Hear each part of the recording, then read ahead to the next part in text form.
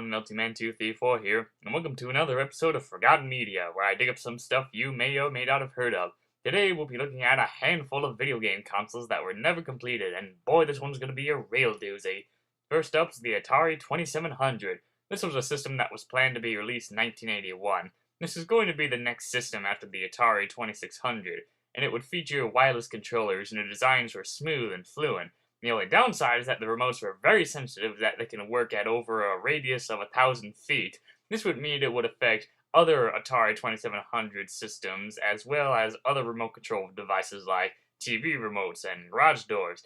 They tried fixing the problem, making the controls bulky and hard to control to fix it, but it just didn't make the cut. The design of the system would later be used for the Atari 5200.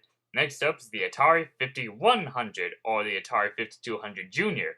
This is going to be a smaller port of the Atari 5200, as some of us know how big that thing is. It had the usual design and such. The only difference is that the little slot that keeps the controllers is gone, and it uses a standard TV switch box instead of the 4-port automatic switch box thingy. I'm not sure if the system might have helped iron out all the bugs the controllers had, but since the Atari 5200 wasn't received that well, its junior port never hit the shelves in stores. Next up's the Atari Cosmos. Work on the system started in 1978. The system was made to look something like an old mini arcade machine where they placed two holographic images over an LED screen to give it a 3D image, and the system would run on an AC adapter instead of batteries. 9 games were planned for the system, such as Asteroids, Basketball, Dodge'em, Football, Outlaw, Roadrunner, Sea Battle, Space Invaders, and Superman. The system was displayed at a New York toy fair in 1981. It wasn't received well. Even though the system was a package and ready for shipping to go to stores and such, Atari pretty much pulled the plug and canceled the whole thing entirely, as they thought it was too much of a risk to release it after the criticism they got. Only 5 prototypes are known to exist and are extremely rare. Next up is the Atari Game Brain. This was a unreleased dedicated video game console that was planned to be released in 1977. The system was known for 10 games, most of them being based off of Pong. The system was intended to clear out the CPUs in the other unsold consoles, but when a prototype was already in progress, dedicated consoles were already becoming obsolete against the programmable ROMs that were made, and so the console was scrapped. Only 3 Game Brain consoles and 5 prototype cartridges are known to exist. Next up is the Atari Panther. This is going to be a 32-bit system that was scheduled to be released in 1991. The system would have 3 chips, a Motorola 68000 running it, a sound processor called Otis, 32 sound channels displaying 8,192 colors from an 8-bit palette of 262,144 colors, and supports 65,535 sprites of any size simulator. Quite a lot of numbers, ain't it?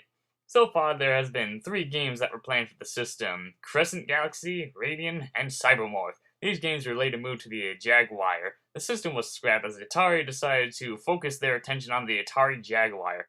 And speaking of the Jaguar, Atari had plans of making a sequel to the system called the Atari Jaguar 2.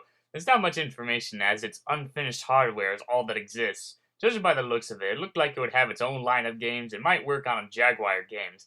I'm not sure if it was going to work on the Jagwire CD, but I wouldn't be surprised if it didn't, since that system never works. Another Jagwire system that was cancelled was the Atari Jaguar Duo. This weird machine was a dual system playing both Jagwire and Jagwire CD games instead of the add-ons. Since the Jagwire CD failed, the Duo was never released. It's a bit of a shame, really, since the system combined 2 different Jagwire games. They might have ironed out all of the bugs that the CD add-on had. Next up's the Sega Neptune. This was going to be a 2-in-1 system that was planned to be released in 1994 and 1995, going up for $200. Since the 32X failed so miserably, Sega decided to make a system that would play Genesis and 32X games without the confusing cables and connectors and such. If you'd watch my Cancelled Sonic Games video, you'll notice the page I used for the Sonic Sports was a small advertisement for the Neptune, so they were pretty advertising it very small. But when a prototype was already finished, Sega was ready to release the Sega Saturn, and they decided to scrap the Neptune as they felt not many people would be interested. Several prototypes exist, and so far, there is at least one that actually works. Next up's the Sega VR. This was going to be a fancy add-on that was announced in 1991. It is very similar to the Virtual Boy and the Sega 3D glasses. Since it only got to the prototype stage, it was last seen at a computer show in 1993 and was never mentioned again in 1994. Sega canceled the system as they felt that the system was so real, people would move around and damage themselves and have headaches and such while using the thing. Next up is the Super NES CD add-on. Not much to talk about it since it was going to be an add-on to the Super NES with its own line of games. The story behind it, or at least what I've heard, is that Nintendo and Philips had plans for a CD add-on for the Super NES, and it never made it.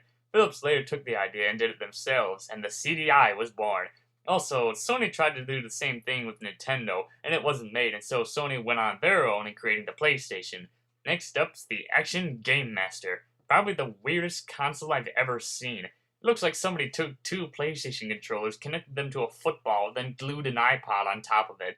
The system was made by Active Enterprise, a company who makes unlicensed video games like the dreaded horrors of Action 52 and Cheetah 2. The Action Game Master was planned to be able to play NES, Super NES, Genesis, and PC games with the use of an adapter or some sort. The system would have its own line of games that one of them was announced was Cheetah 3. But since Active pretty much stopped making stuff in 1994, it was never finished.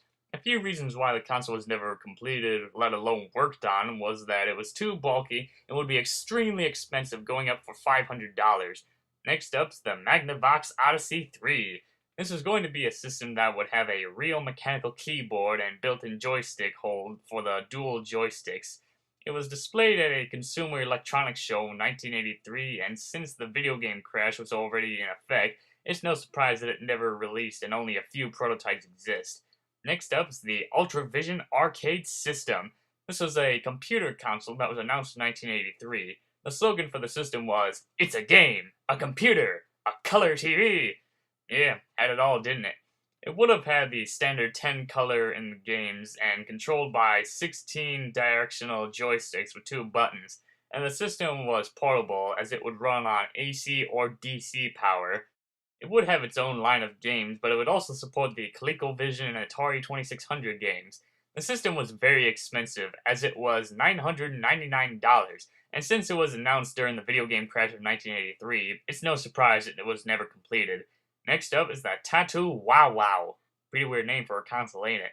It was made to play ports of Tattoo arcade games as well as download games from satellite transmissions. The console was presented at a Tokyo Game Show in 1992 and was never seen again after that. Reasons for its cancellation are unknown. Next up, the Nano Gear. This was an interesting concept as it was a handheld that could play PC games and create your own games. Even though this was planned in 2003, it never made it off the drawing board, probably because the technology wasn't that advanced yet. Next up is the Extreme Game Player. This was a handheld system that was announced in 2005 and 2006, and was intended to be a follow-up to the Game Park 32.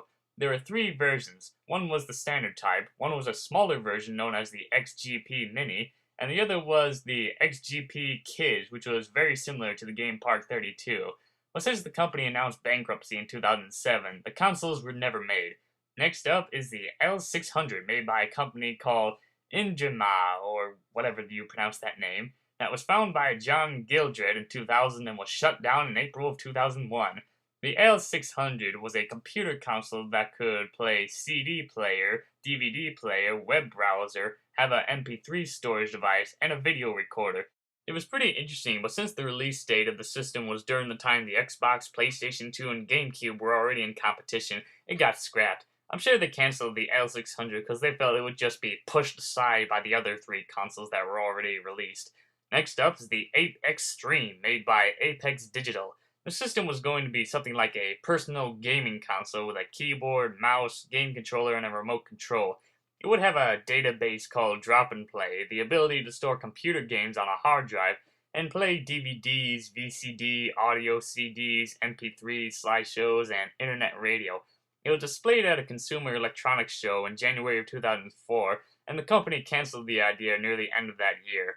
Next up is the Connex Multi-System, that was planned to be released in winter of 1990. This was a video game system developed by Connex and Flare, and was intended to make the multi-system 16-bit with other interesting features.